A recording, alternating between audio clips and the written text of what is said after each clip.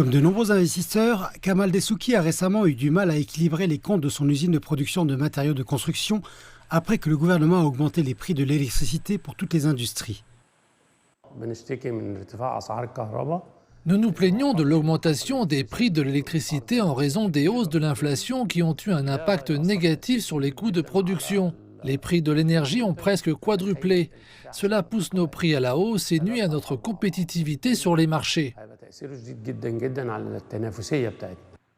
Le gouvernement s'efforce de réduire la consommation de combustibles fossiles, car la hausse des prix du gaz et des carburants importés, due au conflit dans la région, pèse lourdement sur le budget de l'État. Par conséquent, les autorités ont annoncé que toutes les industries lourdes devraient construire des centrales d'énergie solaire pour produire de l'électricité pour ces usines au lieu de dépendre du réseau électrique de l'État.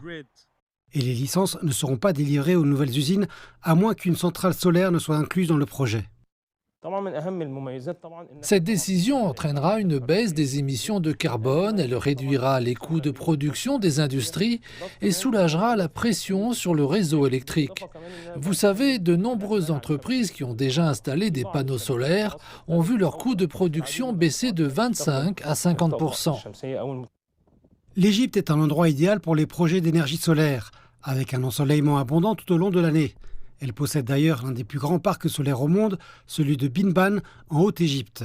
Certains investisseurs, comme M. Dessouki, qui a déjà installé une centrale solaire d'1 mégawatt et prévoit d'en ajouter d'autres, ont accueilli favorablement la décision.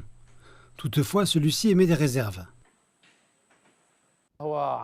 Tout d'abord, trouver l'espace nécessaire pour construire les panneaux sur le site est un défi pour beaucoup.